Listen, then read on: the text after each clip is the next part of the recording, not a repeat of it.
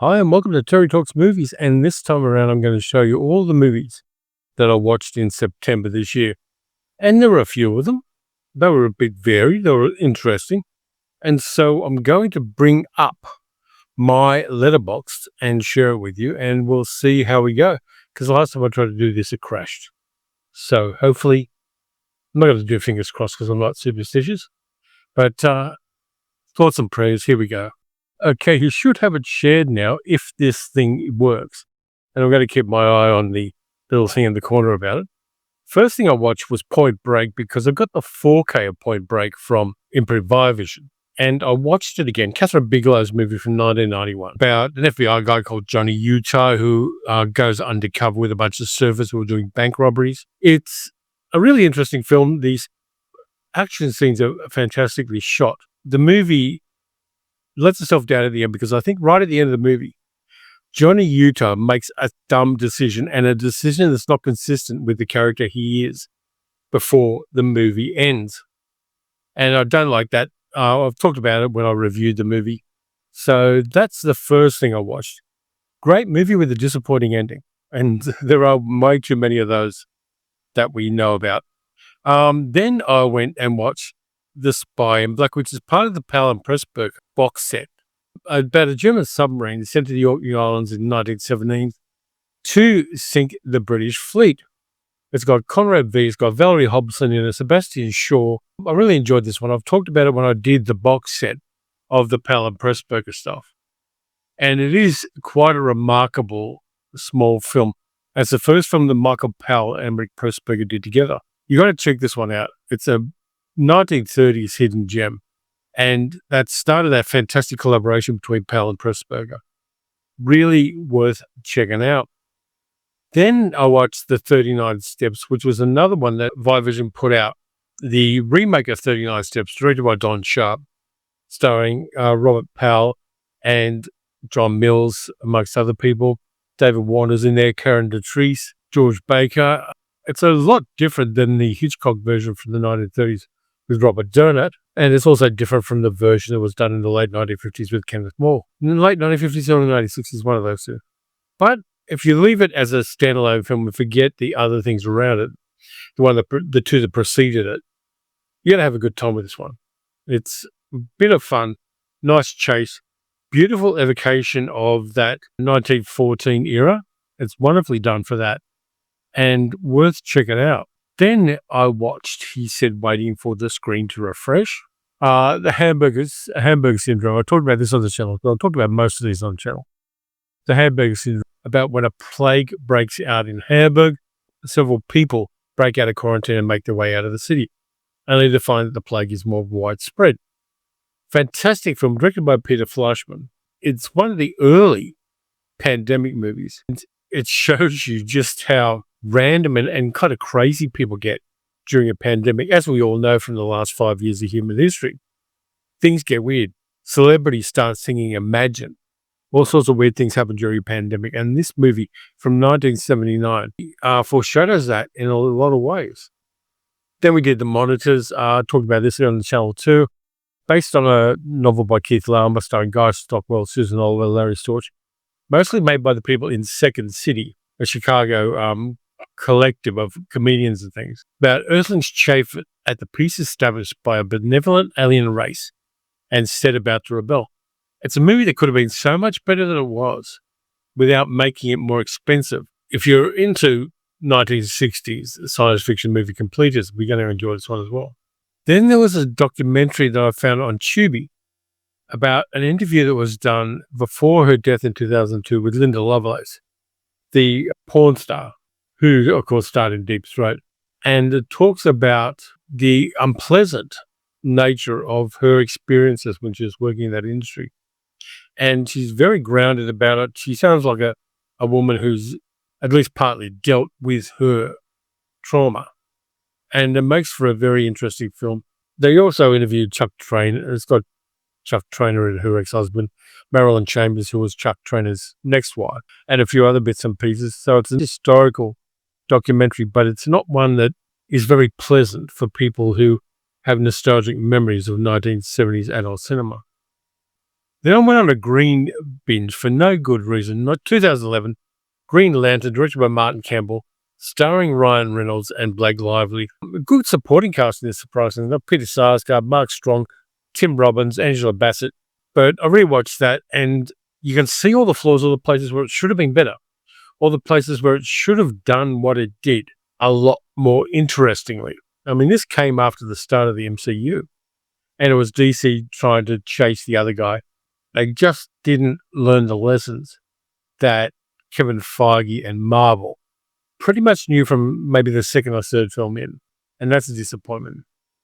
Then I watched The Green Hornet, which is a wild vigilante movie directed by Michel Gondry, starring Seth Rogen as Britt Reed, Jade Shaw as Kato, Cameron Diaz is in there, and the scenes with Cameron Diaz are so freaking cringe, it's horrible. But the movie does have some virtues. It's got Christoph Waltz playing the bad guy, Bladnovsky. It's got some really fantastic action sequences that are done in just an incredible way. And there's a scene where Bladnovsky spreads out the news of the bounty that he's put on the Green Hornet and Kato. And there are some fantastic scenes as the criminal organizations across Los Angeles are told about this bounty.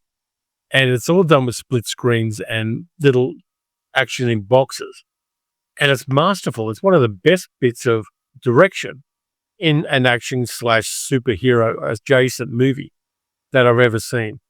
It's really worth watching from Michel Gondry. I did see it in the cinemas in 3D, and the copy I've got on Blu-ray is dual 3D and 2D Blu-ray. I don't have a 3D Blu-ray player, but I remember it being fantastic in 3D. So I rewatched that, and it did not leave as bad a taste in my mouth as I thought, but the Seth Rogen and Cameron Diaz interactions are just monstrously bad. From there, I watched The Long Walk. I've talked about that. Directed by Francis Lawrence, one of the best adaptations of a Stephen King novel. It was written by him under the name of Richard Bachman, but it's a brutal little film, and it does what it does incredibly well. Cooper Hoffman's in there, David Johnson. It's also got a really nice turn by Mark Hamill. This one I want to get on physical media as well. I think it's worth it. It's another one of those movies, and there have been a few of them this year, that touch on a lot of the sensitive points in America in 2025. And I'm really interested in that phenomenon in cinema at the moment. Then I watched The Thursday Murder Club, which is put out by Netflix. It's directed by Chris Columbus. It's about a bunch of senior citizens living in a very, very posh kind of senior citizen retirement home. It's based on a novel by Richard Osman. It's got Helen Mirren, Pierce Brosnan, Ben Kingsley, Celia Emery, David Tennant, Jonathan Pryce, Paul Freeman, who was the bad guy in the first Indiana Jones movie. He gets a really nice moment as one of the characters in this movie as well. It's very much cozy stuff. It's not challenging at all. A lot of people said it's not close enough to the novels, but on the other hand, it was made for a much larger audience. Then I watched a thing called The Beast from 1975, directed by Valeria Borowicz, and it's a really sick puppy movie about a French woman who falls in love with a kind of beast like in Beauty and the Beast, but the scenes with her and the beast are a lot more carnal than you might suspect, and there's some really weird and interesting stuff that goes on with that. I watched it because it's a challenging movie in some ways, and there are some scenes there that you're not going to see during child-friendly hours, believe me. It's unusual, let's say. And if you're into transgressive, unusual, and WTF movies, you're going to have a go at this one. Then I watched Danger Diabolik because it's Danger Diabolik. Why the hell wouldn't you? Directed by the maestro Mario Bava, John Philip Law, Marissa Mell, Terry Thomas is in there, Michelle Piccoli. It's just one of the grooviest of groovy 1960s movies with a fantastic Ennio Morricone score. Rodolfo Celli's in there as well. Just so groovy and so intensely rewatchable. Then to match up with that, I watched The President's Analyst, which I love. And for some reason, The President's Analyst and the third act of The President's Analyst, starring the wonderful James Coburn, feels really contemporary. When we're talking about AI and the threats of what we call AI, which really isn't It's large language and large image models. The President's Alice hits a lot better than it did. It was directed by Ted Flicker. Fantastic supporting cast: Godfrey Cambridge, Seven Darden, Pat Harrington, Will Gear, William Daniels. It's just so much fun. It's got a very groovy soundtrack as well. Then I watched a movie called The Glass Tomb, which is a kind of hidden gem Hammer movie from 1955, directed by Montgomery Tully. It stars John Ireland, Honor Blackman in a very, very shitty role. Jeffrey King. About a circus barker stages a sensational new act, the world's longest fast, undertaken by Sir Polio, who is played in the movie by Eric Pullman, and on view in a glass cage. But he gets murdered while he's in a glass cage and isolated. Good supporting cast. Sid James is there. Liam Redmond's playing a copper in there. Ferdy Mayne turns up. Bernard Bresslaw is in there as well in a very small role. It's a really interesting small Hammer film from the 50s, where of course they got an American actor in, because they were doing that shit in the 50s, as I mentioned in the last video I did. But this one's kind of interesting. It doesn't run very long, but it's kind of fun. Then I went for an interesting 1970s mystery film called They Only Kill Their Masters, which has James Garner and Catherine Ross in it. And this one's kind of interesting. James Garner plays a sheriff in a California town who's investigating some murders. And the supporting cast is mostly older actors. There's Hal Holbrook, Carrie Gardino, June Allison playing an interesting character, Tom Newell, Peter Lawford, Edmund O'Brien, Arthur O'Connell, and Rutherford. It's just a weird little kind of crime thriller with Doberman dogs, which I found quite interesting. The next one was a lot of fun, a movie from 1980, directed by Ronald Ning, called Hopscotch. Walter Matthau plays a CIA agent who basically gets cancelled by the CIA, and he has to defeat them. It's a very fun movie. It's got a really good supporting cast as well. Glenda Jackson, Sam Waterston, Ned Beatty, Herbert Lom, George Baker. This one's just such a lot of fun to watch. And Glenda Jackson doing a comic turn is terrific. She always had an incredible gift for comedy, which wasn't used often enough during her film career. She later went on to be a Labour politician in the House of Commons in the UK. But her and Walter Matthau have a really nice chemistry between them. And this one's a lot of fun. Not a heavy film, but still a lot of fun. Then I'm putting this in here anyway. I watched the new season of Gen V, which is a spin-off series to The Boys on Amazon Prime, about a bunch of students who have superpowers who are in a university being run by the draconian government of America and the Vought Corporation. It's really, really fun. I'm enjoying the second season a lot. They got some kids with unusual superpowers, and I'm going to leave you that for you to discover yourself, because part of the fun is finding out what the superpowers are. New episodes just dropped, so I'm going to watch that again. Then I watched Marjorie Prime. I've talked about this on the channel on Science Fiction Saturday. John Hamm, Gia Davis, Lois Smith. Fantastic small science fiction movie about the nature of memory and the nature of grief and loss and things like that. Really underrated movie. I got a really good response to this one on the channel, and people watched it and enjoyed it after I recommended it. So that's always very satisfying. Then I watched The Gorgon, of course. Terence Fisher, even though this one, of course, has Peter Cushing and Christopher Lee in it, it's not quite as good as the other movie I watched at the time, which, of course, was The Reptile. Directed by John Gilling. It had Noel Willman in it, Ray Barrett, Jacqueline Pierce, Michael Ripper in a substantial role, which I really liked. I really enjoyed The Reptile more than I thought I would. It was just fun. I've talked about it already on the channel. Then I watched something on Tubi, which is an interesting one. There were two of these movies that were made back to back. Basically, they're made in the 1970s. They've got full nudity, but no X-rated material. And what it is a whole bunch of skits which illustrate dirty jokes from the 20th century all the way through the early 20th century to 1977. There's just a whole bunch of dirty jokes done as visual skits. Some of them are really icky and transgressive. Some of them are still funny. But they were done here, and there's a little role in this by Robin Williams in one of his first roles.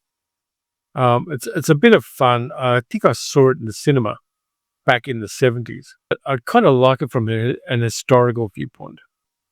Then, of course, I watched The Invisible Man and The Invisible Man Returns down at the Astor, and went there with Sal, James Whale, Claude Rains, Gloria Stewart, the wonderful Una O'Connor. I talked about this on the channel. Still holds up well. And then we have this sequel, The Invisible Man Returns, directed by Joe May and made 7 years later. It's basically a murder mystery as much as anything else, with Cedric Harvick, Vincent Price as the titular character, Alan Napier, Cecil Kellaway. Really a fun movie to watch, and watching it with an audience made it even better, as indeed happens with a lot of the things I watch at the Cinemaniacs session at the Astor Cinema. Then I watched The Crazies, George Romero's The Crazies, and enjoyed that more than I enjoyed the remake that was done in 2010. Still got that low-budget aesthetic of a lot of Romero's stuff. Military attempts to contain a man-made virus, causing death and permanent insanity on the people infected in a small Pennsylvania community. That one, if you haven't checked it out, you should check it out. Then I was watching Tubi, and I just let Fire Maidens of Outer Space play, directed by Cy Roth. Really bad English science fiction movie of the 50s. Incredibly bad. Anthony Dexter's in there. Sidney Taffler turns up. About an asteroid crew land on Jupiter's 13th moon and find it looks a lot like the home counties of England. Find a monster and a whole bunch of women from Atlantis and an old geezer. It's cringeworthily bad, but I was doing something else and I watched it while I was doing something else, and it was silly enough to keep me entertained. Then I watched a Hong Kong film from the 1970s, which is coming out in the new Shorescope box set, called The Battle Wizard from 1977. A lot of fun. It's just a supernatural wuxia movie. A brother who loves books and a sister who loves swords must face a yellow-robed warrior, the red python. It's got giant snakes in it. It's got a guy who's a scholar and doesn't like learning martial arts, who ends up getting bitten by a spider, and it gives him supernatural powers. It's almost a superhero movie, but set and done in the wuxia style. Fantastic special effects done in the 1970s style. You should get it when it comes out in the Shorescope box set. It's a lot of fun. Really enjoyed it. It's got a little bit of saucy nudity in it, mostly topless women. And there are a whole bunch of snakes in it. There's another woman who basically trains a whole bunch of small snakes to be part of her battle kit when she fights bad guys. Really mad little movie, and a definite 100% hidden gem. Then I watched One Battle After Another. I've talked about this on the channel. And when I went to the Astor last night, there were a whole bunch of people coming out of the session of seeing this on 70mm, and they were blown away. I talked to a couple of people about it, and particularly the car chase scene just blew everyone away. Fantastic film, directed by Paul Thomas Anderson, with Leonardo DiCaprio, Sean Penn, Chase Infinity, Benicio del Toro, Regina Hall, Tiana Taylor. Just a fantastic film. So yeah, that's what I watched. There wasn't as much stuff I watched last month as some other months, because there was a lot of family stuff and there's a lot of real life stuff going on at the moment.